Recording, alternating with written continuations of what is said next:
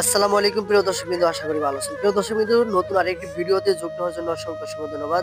আমরা আজকে এই ভিডিওটি করতেছি আমাদের টাইগার মুরগির জায়গা চেঞ্জ করব। আপনাদেরকে আমাদের এই টাইগার মুরগির ২ থেকে ৩টি ভিডিও দিয়েছিলাম, কখন ভ্যাকসিন করব, কখন মুরগি কিভাবে ব্রডিং করব সেই নিয়ে ভিডিও দিয়েছিলাম। তবে আজকে আমরা জায়গা চেঞ্জ করব, যার কারণ হলো জায়গা চেঞ্জ করার একটি কারণ হলো আমাদের যেই জায়গায় মুরগি ছিল সেই জায়গায় মলমূত্র মলমূত্র বেশি হয়ে গেছে এবং বসিটা অনেকটা নষ্ট হয়ে গেছে। আর ওইখানে থাকলে মুরগি অসুস্থ হওয়ার সম্ভাবনা বেশি। এইজন্য কিন্তু আমরা জায়গাটা চেঞ্জ করতেছি আর নতুন জায়গায় দিয়েছি আর নতুন বসি দিয়েছি, যাতে মুরগিগুলো সুস্থ থাকে। আর যদি আপনার লিটার ব্যবস্থা যদি খারাপ থাকে তাহলে মুরগি কিন্তু অতি দ্রুত অসুস্থ হয়ে যায়। আর যদি লিটার ব্যবস্থা ভালো থাকে তাহলে মুরগি সুস্থ থাকে এবং আপনার মুরগির গ্রোথ আসা পড়ে দ্রুত। এইজন্য কিন্তু আমাদের জায়গা চেঞ্জ করে দিয়েছি আর নতুন বসি দিয়ে দিয়েছি।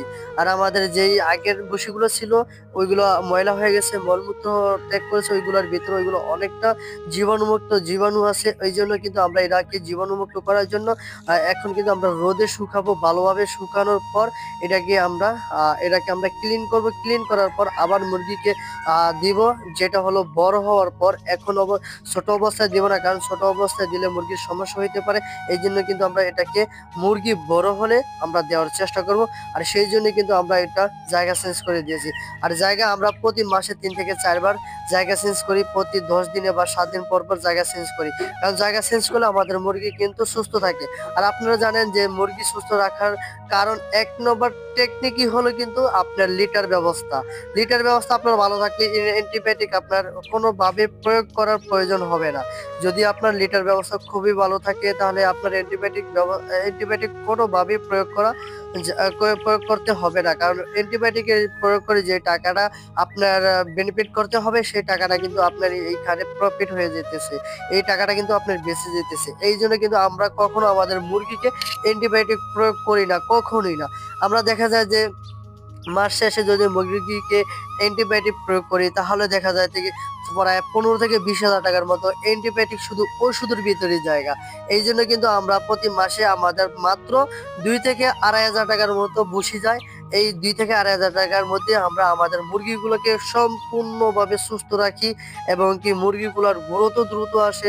মুরগিগুলো থেকে প্রোডাক্টও আমরা ভালো পাই, ডিম ভালো পাই। সব দিক দিয়ে আমরা বেস্ট প্রোডাক্ট পাই আমরা এই মুরগিগুলো থেকে। আমাদের লিটার ব্যবস্থা ভালো দেখে, আর লিটার ব্যবস্থা ভালো হলে আমাদের সব দিক দিয়ে সুবিধা। যেমন আমাদের ওষুধের যে খরচটা হতো ওই খরচটা সম্পূর্ণ বেঁচে যায়। যেমন আমাদের প্রতি মাসে ওষুধের আগে খরচ হতো ১৫ থেকে ২০,০০০ টাকা। আমাদের ধরেন ১৫,০০০ টাকায় ওষুধের যদি খরচ হতো, এখন আমাদের বসে যেতেছে প্রতি মাসে ২,০০০ টাকা। তাহলে আমাদের প্রায় ১৩,০০০ টাকা বেনিফিট আসতেছে এবং এইখান থেকে তো ১৩,০০০ টাকা বেনিফিট আসছে। আবার অন্যদিক হলো মুরগির গ্রোথ আমাদের দ্রুত আসে এবং আমাদের যে মুরগিগুলো ডিমের আছে সেই মুরগিগুলো অনেক বেশি ডিম দিয়ে থাকে এবং মুরগিগুলো সুস্থ সবল থাকে। এই জন্য কিন্তু আমরা মুরগি থেকে ভালো একটা প্রফিট পাই আমাদের এই লিটার ব্যবস্থা ভালো দেখি। আর এখন আমাদের সেই যে ময়লাযুক্ত ভুসিগুলো আছে সেগুলো কিন্তু আমরা রোদে শুকাতে দিব। শুকাতে ভালোভাবে শুকিয়ে আমরা এটাকে ক্লিন করব। ক্লিন করে আবার আমাদের খামারে যখন মুরগিগুলো বড় হবে তখন দিব।